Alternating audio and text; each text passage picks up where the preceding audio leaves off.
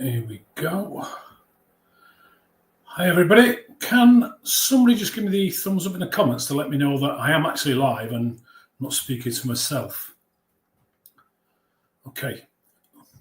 Oh, brilliant. Thank you, Joe. Okay. In last week's lives, we dug into the choice level of my confident roadmap. Actually, what I'll do is I'll just bring that up to remind people, and for those of you who may not have seen it, of the map. And what I was saying is that if you follow this map and you implement the map into your business, you're going to be able to build and grow your business with clarity, control, and confidence, even in these uncertain times. By the way, if you want a copy of the map, just drop the word roadmap into the comments or DM me and I'll get it over to you. So we were exploring last week the choice level because we want business to give you more choices. So we were asking, what lifestyle do you want your business to provide you with? And what does the business need to look like to be able to do that? That's what we did in the clarity step. Step 2 was what might get in the way of you achieving that. And then step 3, the navigation step, is how can you move forward consistently? Actually, before we get into today's live, it is a good idea. Score yourself honestly on a scale of 1 to 10. How confident are you that you've got a clear plan of priorities with the right actions to take for the next 90 days? Sounds good to me. How confident are you that you've got a clear plan of priorities with the right actions to take for the next 90 days? And then score yourself on a scale of 1 to 10, where 10 is total clarity and 1 is don't ask. Now, if you're not scoring yourself 9 or 10, then you've got some work to do. But once the route is clear, the next question is, does this plan actually work financially? I'm just going to open up. And I want to be very clear about this finance step.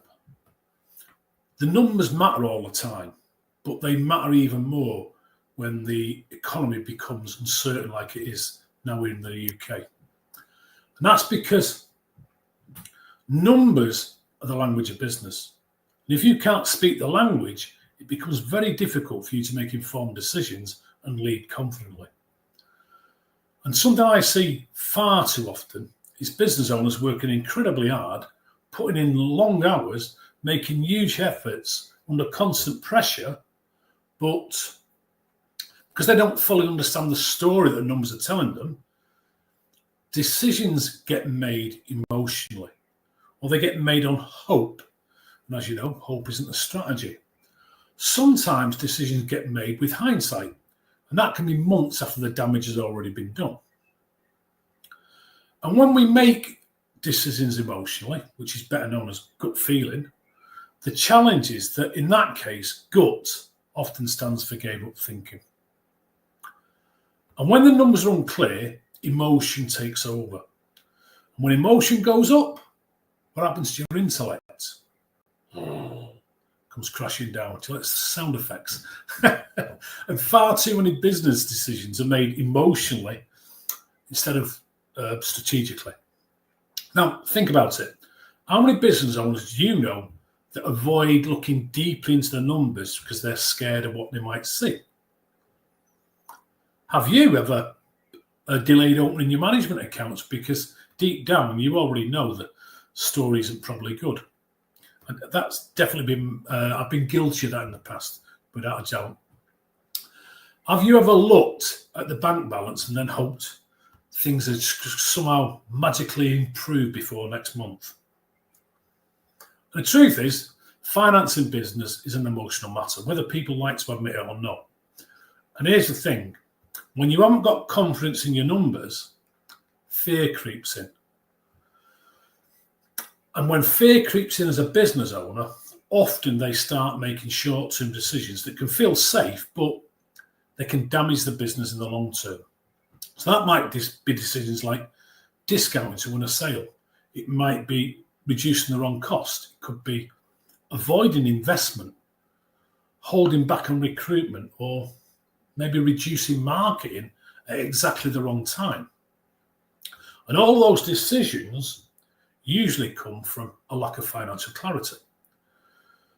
And if you don't understand the language of business, numbers, you can't understand the story that your numbers are telling you. And if you can't understand the story, you're probably going to struggle to write a better ending to that story.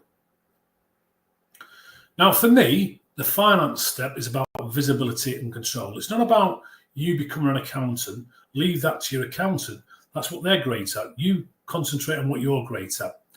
But this is about you becoming financially fluent enough to ask better questions so that you can lead your business with confidence. Because for me, when you understand your numbers, you stop guessing, you start predicting, and your decisions become calmer, clearer, less emotional, and far more intentional. Now, there's a lot to cover in the finance step, but I want to focus in on a few key areas that, if you implement them properly and diligently, they can dramatically increase your confidence and your business profitability. And the first area is budgeting. But I'm not talking about survival budgeting. I'm talking about budgeting for growth. One of the first things I implement with clients is a forward-looking budget, a budget that's aligned with the goals that we created back in the clarity step. And here's where many businesses go wrong.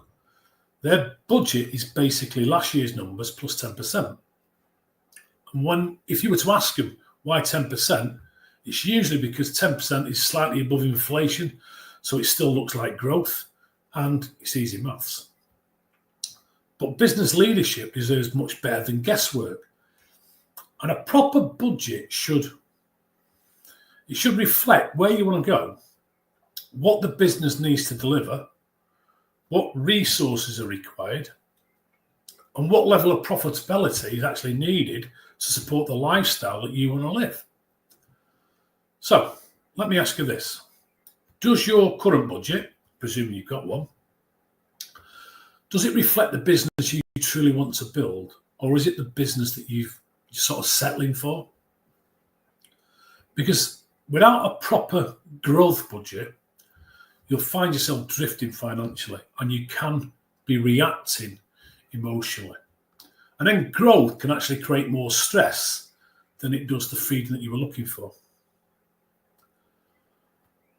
And once you've got that growth budget in place and it's aligned to your vision, the next thing we need to understand is break even. Now, most people would describe break even as the point where your sales cover your costs, and that's right. But I prefer to look at it as the point your business starts to make profit.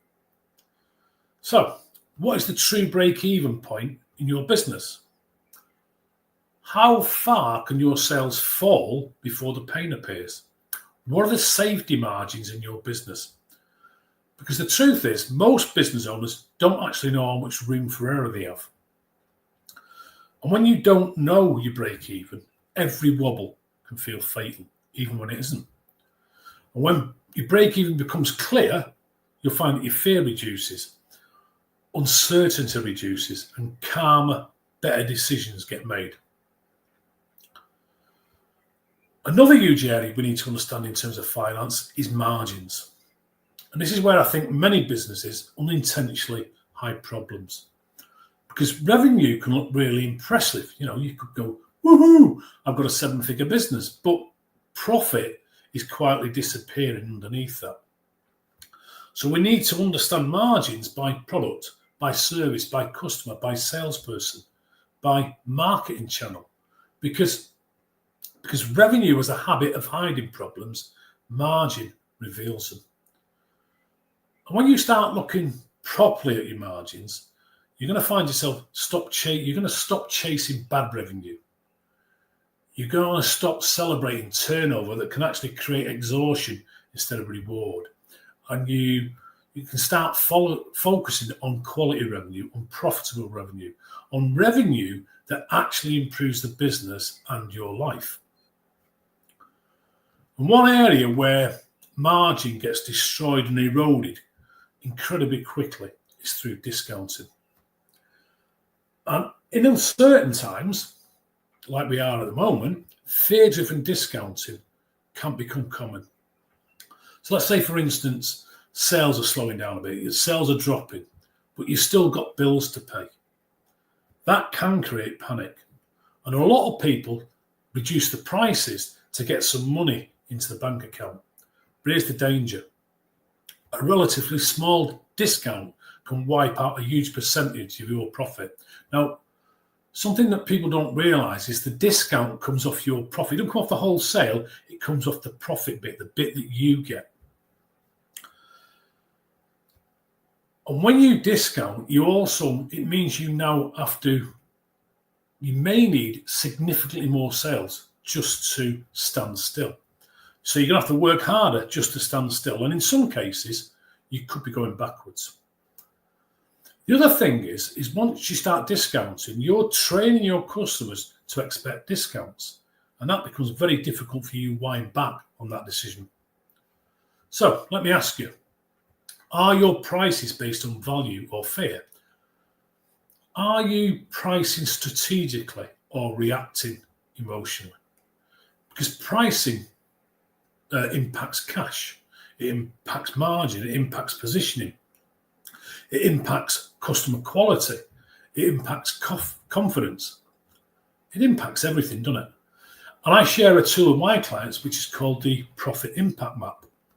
The Profit Impact Map shows you the impact that discounting has on the number of customers you need. And it's really it's a real eye-opener. And if you'd like a copy of the Profit Impact Map so you can see the effects that discounting is having on your business if you're doing it, and also the effect that price rises can have on your sales, just drop the word impact into the comments or DM me and I will get it over to you. Now, with regard to pricing, a question I really like to ask my clients early on in our relationship is, someone has to be the most expensive in your market, why not make it you? Someone has to be the most expensive in your market, why not making you? And the answer to that one question brings up a ton of things that we can get to work on. Another important distinction we need to understand is that profit is not cash. Profit is not cash. In actual fact, profit is just a theory. And this catches so many businesses out. There's been many businesses that have been profitable and successful, but still failed. Why does that happen? Because cash flow and profit are different things. So you could have money tied up in stock. You might have slow paying customers. You could have VAT bills approaching, tax liabilities that are due, particularly more in this day and age, supplier pressures. You could be, believe it or not, overtrading. When that happens, businesses look profitable on paper, but cash can become tight. And the truth is that a truth that a lot of people don't know, by the way, is that growth sucks cash out of business at an alarming rate. So let me ask you, have you ever looked at your profit figure and thought, I thought we were profitable. Why does my bank account make me feel stressed? And that's probably a cash flow issue, not a profit issue. And that's why cash flow forecasting matters so much in business. And yet it's something that's missing from so many businesses. A simple forward-looking cash forecast. Not just checking a bank balance every morning and hoping for the best. And the truth is, cash problems rarely arrive loudly. They sneak up quietly. And without forecasting, you're going to find that your surprises increase, your stress increases, your fear can increase. But when your cash flow is visible, you'll find your confidence improves, your decision making improves, your planning improves, and your sleep improves. Happy days. And this is also where the P&L and the balance sheet become incredibly important. Not from an accounting perspective, but from a leadership perspective. Because the P&L tells you how the business has performed, which means it's back there. It's a lagging indicator, and it's no indicator of the possible future that you could have. And that's why cash flow forecasting and the budget for growth are so important. And we've got the balance sheet, and that tells you how strong the business actually is. And that's a huge distinction, because some businesses look really profitable, but financially fragile underneath. And I mentioned to you before that you don't need to become an accountant, but you're going to find it extremely useful if you have an understanding of how the different financial documents dovetail together to give you an overall picture of your business. So ask yourself, could your business comfortably survive a difficult quarter right now? Are you building a profitable and resilient business? One final area I do want to touch on today, and we'll go into a lot more depth when we get to the evaluation step, and that is that you do not need reports that are swamping you with and confusing you with lots and lots of numbers. In truth, you need a handful of numbers that truly matter, because overwhelm through a lot of numbers can kill engagement, but simplicity drives action. So identify in your business the key numbers, the key trends, the key drivers, and then review them consistently, not emotionally, not reactively, strategically. Because as your understanding of the numbers improves, you're going to find something powerful happens. Fear reduces, confidence increases, decisions become calmer, and strategy becomes more intentional. So that means you stop asking the question, can we afford this? Instead, start asking, is this the right strategic move for us right now? And that's a completely different mindset.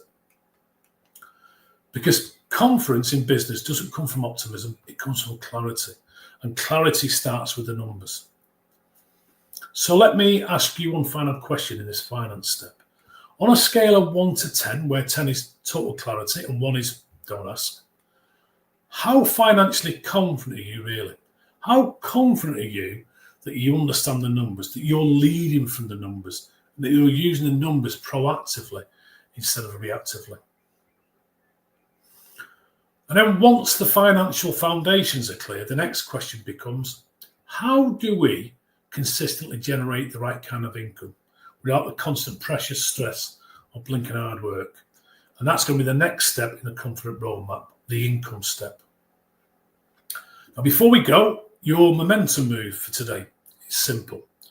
Identify the 5 financial numbers that influence your business most. Not 50, just 5. Then ask yourself, how often do I review these numbers? What are these numbers telling me? And what actions do they require? Now, if you're recognizing that your numbers feel unclear, or you know that you've been making decisions emotionally instead of strategically, drop me a message, or actually just let me put this link into the comments. So you can drop me a message or follow the link that I've just put in the comments, and we'll have a conversation where we'll identify your gaps and build you a clearer, less stressful financial picture for you so that you're going forward making a lot more profit and have more than enough cash in the bank. Okay, let's leave it there for today. Until the next live, same time, same place on Wednesday, where we're going to be digging deeper into the income step of the Confident Roadmap. You go out there and create some real momentum for yourself. Thanks for watching.